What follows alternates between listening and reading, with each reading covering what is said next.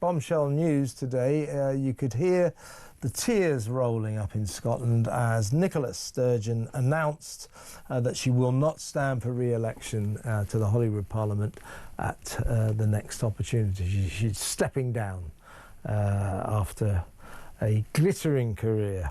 Well, some might say. I say she's been a catastrophe. Many people, I think, in Scotland believe that she is a kind of, if not destroyed, seriously damaged the dream of independence, got involved in identity politics, and ended up embroiled in a serious financial scandal. Her husband, the former chief executive of the SNP, the Scottish National Party, is facing a court case. He's been charged with embezzlement. Whatever happened to £650,000 worth of donations? We don't know. He denied. We don't know what his plea will be yet. But he's been arrested and charged with embezzlement. And Nicola Sturgeon is still officially under investigation, having been interviewed for an entire day, interrogated by police herself for a day. There's also the question of what the hell was a £110,000 motorhome doing parked at Peter Murrell's mother's house, Nicola Sturgeon's mother-in-law's, in the drive there. This was apparently paid for by SNP funds. They called it a campaign bus. Oh yeah, handy for taking holidays in though too, eh? Anyway, I would say that her career should not be remembered gloriously, to say the least. To reflect on Nicola's life and times, let's talk to, he's the king of the Glasgow clubland scene, and he's a columnist for Campsite Magnate as well, Donald MacLeod. Hello, Donald. Hi there. How you doing, Kev? I'm all right, mate. What's Campsite Magnate? What is that? Well, yes, I own two campsites in Scotland, one in Loch Lomond and one in Aviemore. And, I've not had the pleasure, or not pleasure, I should say, of Nicola visiting with hers. Obviously, she can't get hold of it at the moment. It's in a police pound. And so we don't have... can't even get Nicola to the campsites, but thankfully they're doing very, very well. So that's a campsite magnet, and Heidi, hi to you. Hi, Donald. Let's talk about Nicola now. She took over from Alex Salmond, her former mentor, best friend. They fell out spectacularly. Alex Salmond believing that she chucked him under the bus with those sexual allegations against Alex. He was acquitted of all of them. She distanced himself from, so that beautiful friendship ended. But the point about the Scottish National Party is supposed to pursue Scottish independence. I don't know where you stand on Scottish independence. My view on it is, if the majority of Scottish people want it, they should have it. But I think that Nicola Sturgeon, counterintuitively, kind of, if not destroyed, certainly seriously damaged the dream of independence in the way that she pursued it, and in the way that she got sidetracked, diverted by this obsession with ridiculous identity politics, putting male rapists into female prisons just because they identified as women, and saying that was the right thing to do before having to backtrack and say, no, maybe that wasn't the right thing to do. She likes to think of herself as a very successful politician. Yes, she got to the top. I don't think she was a successful politician. I think her career has been calamitous. What's your assessment? I agree. I was a nationalist for 40 years, and and under Alex Salmond, Scotland had a lot of belief, a lot of hope. He wasn't as polarising, he wasn't as divisive as Nicola became. And I say became because, when she took over, she would want to unite Scotland, and the dream of independence was there. But it's crumbled, and it slowly broke away, and accelerated during COVID, as you well remember. It started. COVID started the same time she turned on Alex Salmond, which I thought was absolutely awful. And let's not forget that she tried to get him jailed. And That's what could have happened if Alec had lost that.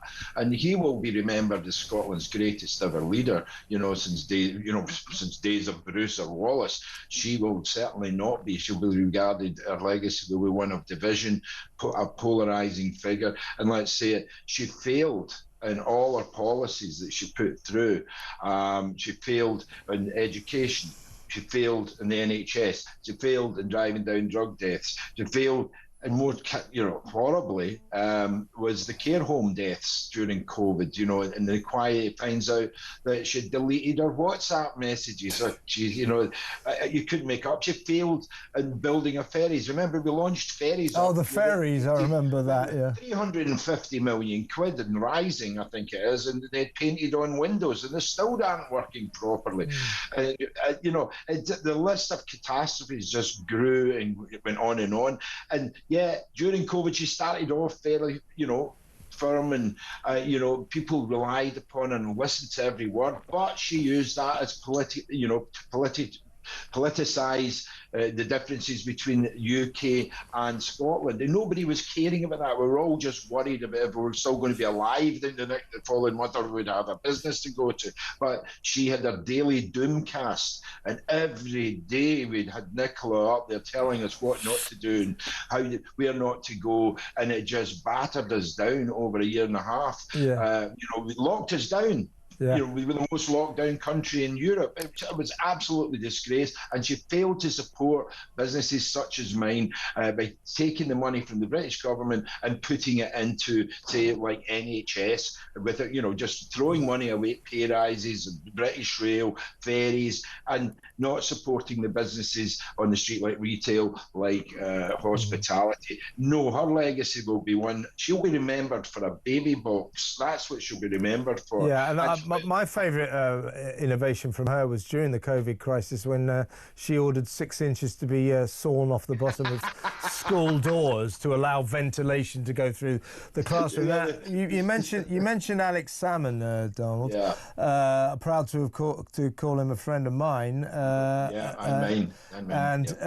Now there was a man. I didn't agree with him on that much politically, but he was devoted to the cause of independence, and he looked on with a mounting sense of horror that Nicola Sturgeon and her acolytes, the Hamza Yousafs of this world, were getting diverted into the less than wonderful world of ludicrous identity politics. This nonsense about, do you remember the male rapist? What was that, Isla Bryson? Who can forget that? And that is another legacy that continues. We are become very, very divided. You can't talk about these sort of things without a pile-on.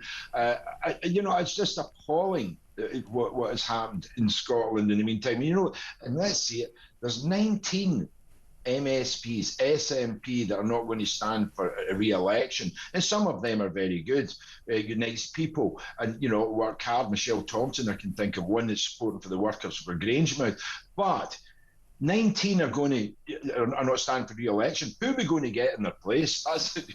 Yeah, exactly. I don't think they'll get re-elected anyway. I mean, I think if Reform want to know anything or see anything and how not to do it, then they're well looking at the SNP at the moment, because they've lost 100,000 members.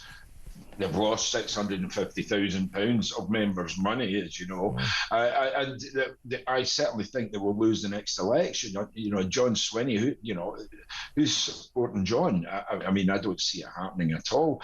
But what will Nicola do now? This is all stage managed. She's very good. She's a master of the dark arts and that.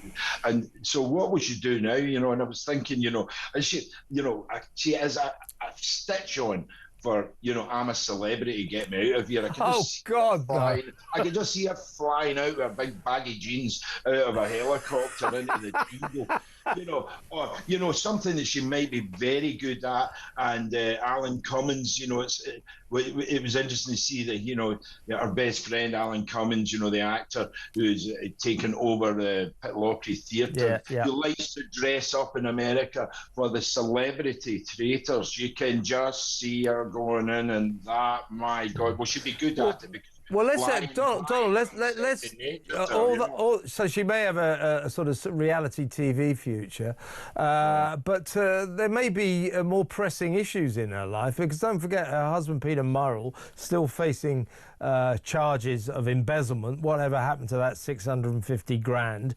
Whatever happened to the police inquiry, though? What's happened to why are they not in court at the moment? Well, you know, I mean, as far as I understand, he will be in court in due course, but she is still officially under investigation. So, you know, she could face having her collar felt. So her options... I don't think so. This is going to be bizarre. The reason I'm hearing snippets that they don't know what to do. You know, the evidence has been given to the Crown, and the Crown do not know what to do with that evidence, because either or, if they go ahead with it, she could be damned, and that would be appalling. If they don't go ahead with it, Police Scotland could be damned. But you know, this could all come out at some point in a sort of autobiography. You know, and I saw one day I did laugh. It was called Mein Camper Fan. You know. That'd be pretty appropriate. I'll tell you. Camper Man. Yeah.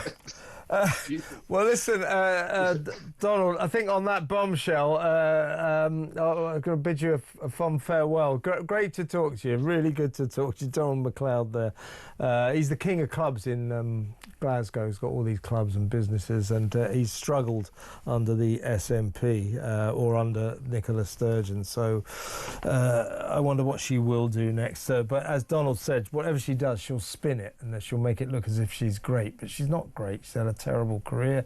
As I say, my view on Scottish independence is if the majority of Scottish people want it, they should have it. But she seems to have wrecked their chance of ever getting a referendum or getting anywhere near it. She presided over a Scottish National Party that kind of stopped talking about Scottish independence. It's pretty much the same now.